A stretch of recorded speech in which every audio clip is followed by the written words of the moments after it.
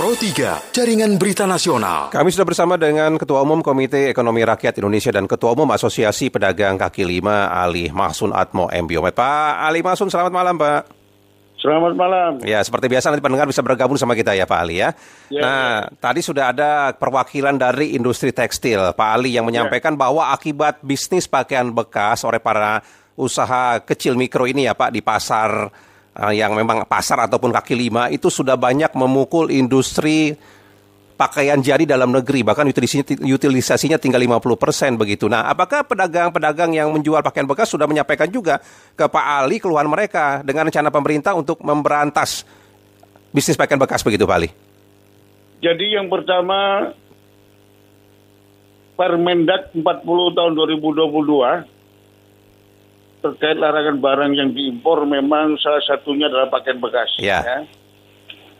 Namun perlu digarisbawahi, rencana pemerintah untuk menegakkan aturan ini sebenarnya bukan hanya untuk memenuhi keluhan dari industri perstekstilan atau Asosiasi Perstekstilan Indonesia API. Namun memang iklim ekonomi global, order terhadap tekstil dan sepatu itu lagi anjlok lebih dari 50%, begitu ya. Sehingga ekspor tekstil Indonesia juga ekspor sepatu itu turun drastis di tahun 2023 ini. Oleh karena itu, impor pakaian bekas yang dilarang dengan Permendak 40 tahun 2022 silakan ditegakkan. Namun pemerintah harus mengambil kebijakan yang arif dan bijak, membangun sebuah keseimbangan ekonomi. Ingat bahwa satu, daya beli masyarakat kita ini masih pada tataran mau bangkit pasca pandemi 2,5 tahun COVID-19. Masih belum pulih ya. Kemudian yang kedua, ekonomi rakyat, khususnya pedagang kaki lima, pedagang tekstil di pasar dan sebagainya itu sebagian besar untuk konsumsi masyarakat berpenghasilan menengah ke bawah. Oleh karena itu, keran penutupan impor pakaian bekas itu harus diberlakukan secara arif dan bijaksana, mengedepankan sebuah keseimbangan. Arif dan bijaksananya bagaimana menurut Pak Ali, Pak? Yang pertama, kita selamatkan industri tekstil di Indonesia. Dampak dari gelapnya iklim global. Ini kan 60% order global turun, gitu ya, sehingga menyebabkan ekspor kita tekstil dan sepatu anjlok. Di satu sisi, pedagang kaki lima, kemudian pedagang di pasar-pasar hari ini memenuhi masyarakat berpenghasilan menengah ke bawah yang membutuhkan pakaian bekas dengan harga yang terjangkau. Jalan tengahnya adalah impor tidak boleh ditutup secara totalitas, dibatasi. Namun pemerintah harus juga menyediakan industri tekstil dalam negeri dengan harga yang terjangkau begitu. Sehingga masyarakat juga masih bisa beli pakaian dalam kondisi ekonomi yang baru mau bangkit, di mana ekonomi rakyat juga baru merangkak untuk kebangkitan begitu. Artinya para pedagang tidak bisa memenuhi dagangan mereka dengan pakaian lokal karena harganya mahal begitu. Saya kira itu bukan rahasia umum gitu ya. Jadi kawan-kawan ini kenapa mereka lebih suka berjualan pakaian bekas dari importir tentunya, yang merupakan juga pengusaha menengah ke atas, karena satu, modalitas mereka terbatas. Yang kedua, melihat pangsa pasar dengan masyarakat berpenghasilan menengah ke bawah itu, tidak mungkin mereka beli pakaian dengan industri dalam negeri yang harganya mahal. Oleh karena itu pemerintah harus arif dan bijak menjaga keseimbangan itu. Saya kira kalau ditutup total kerannya, ini juga bisa mengganggu keseimbangan ekonomi rakyat, juga akan mengganggu keseimbangan daripada masyarakat dalam memenuhi kebutuhan pakaian mereka begitu. Nah ini kan kalau memang pemerintah melakukan operasi, Pak, kan akan disita barang-barang yang dijual itu juga ya, termasuk di pasar-pasar seperti Senen, Bandung dan sebagainya begitu. Nah itu Pak Ali melihat itu bagaimana dampaknya terhadap pedagang nanti, Pak? Yang pertama, saya sebagai Ketua Umum Komite Ekonomi Rakyat Indonesia KRIS dan Ketua Umum APRI Perjuangan akan menyiapkan tim advokasi. Tim advokasi untuk memberikan perlindungan dan pembelaan secara hukum kepada para pedagang pakaian bekas yang dagangannya disita oleh pemerintah akibat penegakan Permendak 40 tahun 2022.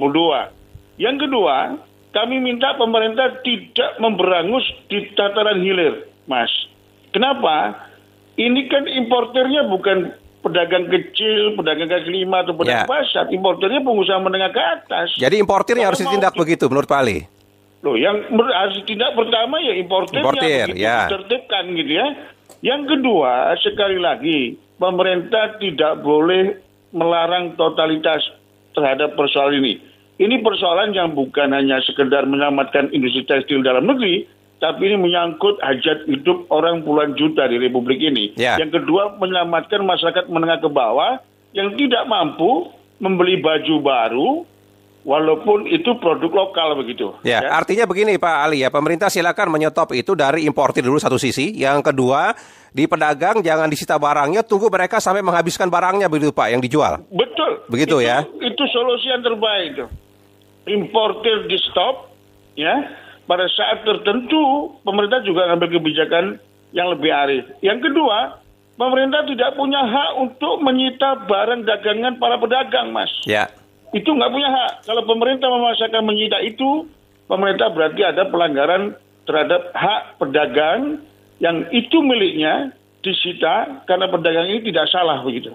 Nah, kalau Pak Ali tadi katakan bahwa pedagang yang sekarang berjualan pakaian bekas, mereka tidak mampu dari permodalan ya Pak untuk berdagang pakaian produksi dalam negeri. Nah, kalau memang itu terjadi ya Pak Ali ya, barang mereka disita atau barang mereka mungkin dibiarkan sampai habis terjual. Tapi nanti ketika mereka barangnya habis, untuk menjual barang yang produksi dalam negeri tidak ada modal, itu bagaimana solusinya kalau begitu Pak? Nah, kalau itu yang jadi masalah, Komite Ekonomi Rakyat Indonesia telah menandatangani kerjasama dengan lembaga perbankan untuk membantu pemerintah penyaluran kredit usaha rakyat. Yang plafonnya tahun 2023 ini 460 triliun.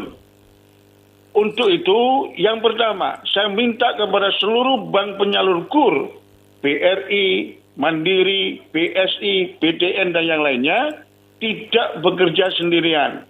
Harus melibatkan organisasi usaha dan ekonomi rakyat yang selama ini menaungi mereka. Kemudian yang kedua, relaksasi, kelonggaran, persyaratan untuk mendapatkan KUR harus diberikan oleh pemerintah. Sebagaimana tanggal 15 September tahun 2021, ketika saya dipanggil Presiden ke Istana Negara, Presiden Jokowi menjanjikan ada kelonggaran persyaratan, bahkan akan memutihkan BI checking atau slik OJK. Minimal dipermudah aksesnya, diperlonggar persyaratannya, sehingga para pedagang yang hari ini kekurangan modal untuk mengail barang produk dalam negeri bisa memenuhi modalnya. Kemudian yang ketiga, yang tidak kalah pentingnya adalah pemerintah juga harus memberikan semacam peningkatan kapasitas building kepada mereka. Oleh karena itu, banyak hal yang harus kita lakukan hari ini tatkala pemerintah ingin menyetop pakaian bekas untuk diimpor di Indonesia gitu. Sebenarnya solusinya sudah ada buat permodalan, tinggal pelaksanaannya di lapangan begitu ya Pak, agar mereka bisa punya modal untuk berdagang pakaian lokal begitu. Saya kira hari ini tersedia KUR mikro dan Supa Mikro tanpa jaminan sampai 100 juta.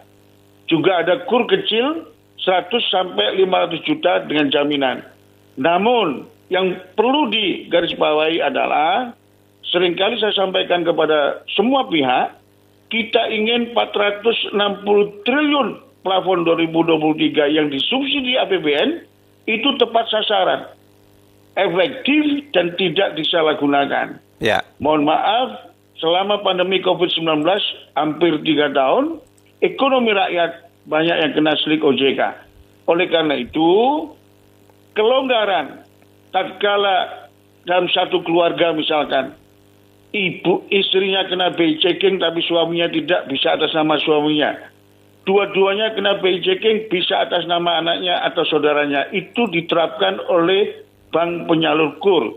Jangan hanya jadi retorika dari kebijakan pemerintah Joko Widodo begitu. Baik. Nah Pak, sampai dengan hari ini apakah sudah ada para pedagang pakaian bekas yang langsung menyampaikan keluhannya ke Pak Ali soal rencana pemerintah untuk dikatakan kan akan menyita barang-barang bekasnya itu begitu Pak?